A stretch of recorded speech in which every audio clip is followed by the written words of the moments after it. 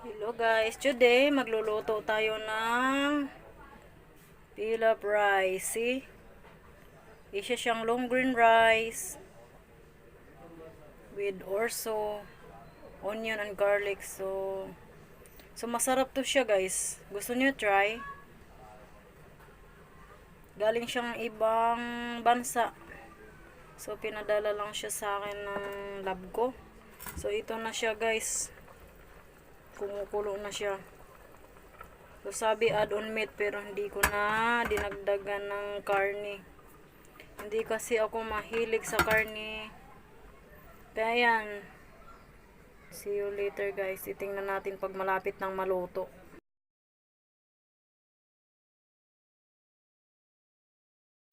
Guys, magluluto tayo ngayon ng tinulang manok.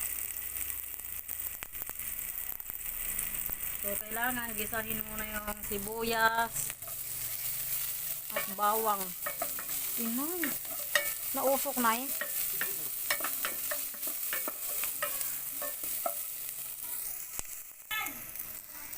Tapos ilalagay na natin yung chicken.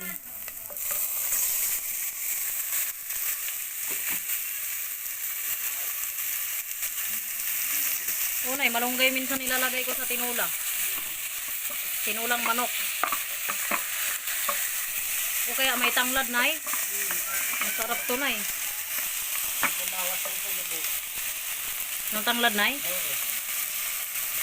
So guys, nagluluto kami ni nanay ng tinulang manok.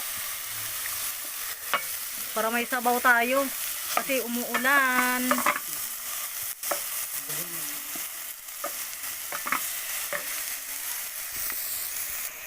Ito na siya guys, nasangkot saan na. So we add our water. Yan. Kung damihan dahil. Hindi na yun. Yung tama lang. Yan, tama na yan. So nilagay na natin yung ating sili at saka tangkay ng pichay. So next naman yung dahon. Bago pa sila. So ito na, nilalagay na natin yung ating gulay. Kailangan bawal ma-overcook ha. Yan.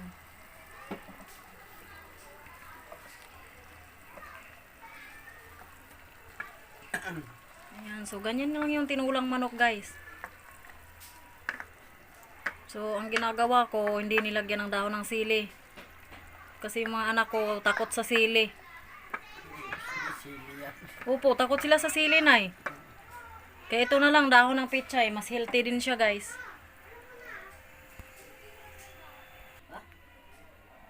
So guys, ito na yung kanina, yung kanin ko na pilaf rice. So tingnan mo siya guys. Kakaiba siyang kanin. So tara na. Parang pansit. Nay, hindi yan pansit, Nay. Kasama yan dyan. Opo.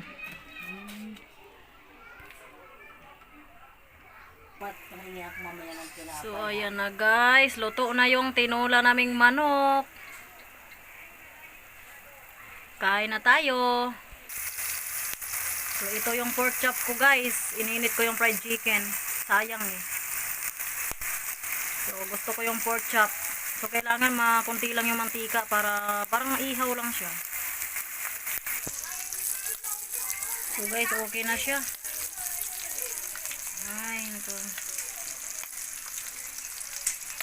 Yummy na siya, guys. Yummy na. Nagba-brown na siya. Yan, ito yung aking salad, guys. So, ito yung ilalagay kong dressing, guys. So, Ranch dressing. So, sponsor yan ng lab ko.